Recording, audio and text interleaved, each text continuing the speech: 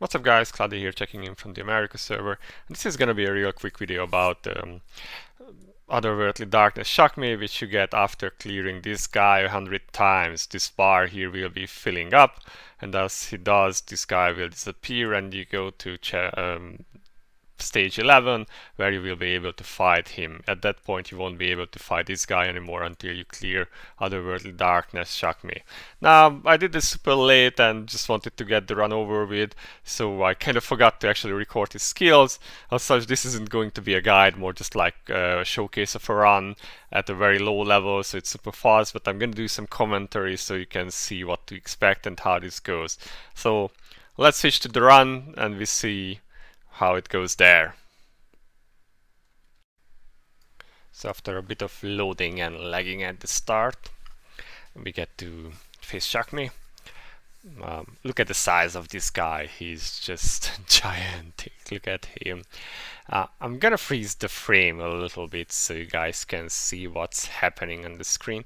Now both teams are running up separately. We have the Path of the Sun, which is the melee group, and we have the Path of the Moon, I believe, which is the ranged group.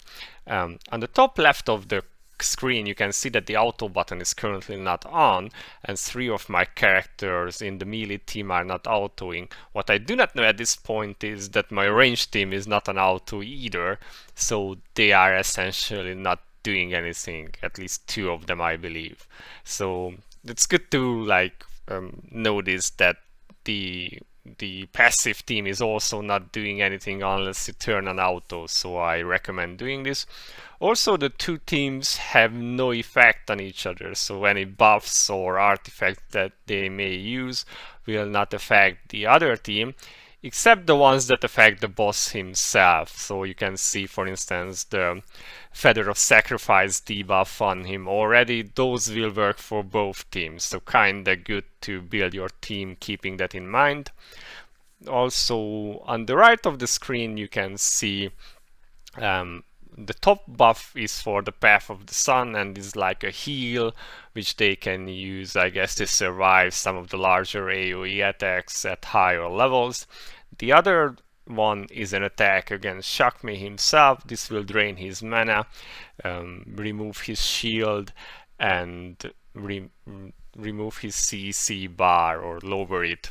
These have 15 seconds charge times and can be used 3 times during the battle.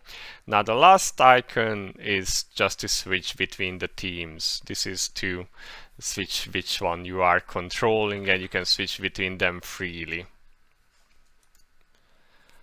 So as the battle starts, he immediately hits Tide of Sin on the ranged group, then does his sword attack on both.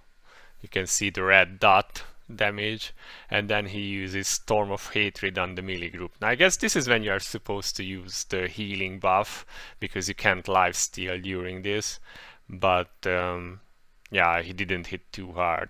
Now he uses some attack on the ranged group and I switch over to them, only to find out that Anna and Xera weren't an auto, and Anna isn't even in overcharge, so I get stunned right away. And this looks a bit bad at this point, so I'm like panic reacting. That's why I can't put back Xera into auto mode. We get the sword attack, a big hit on everyone, and then he uses Storm of Hatred on the melee group again, so I'm using the heal and switching over. But this is low level, so basically no one is dying and it's over pretty fast. So that's it really, guys. Fairly simple. I hope it had at least some use. Once I'm done with my next round of runs, I will do the next stage, and maybe then I can put some guide or something for this. For now, this has been Cloudie. See you in the next one. Thank you for watching and bye bye.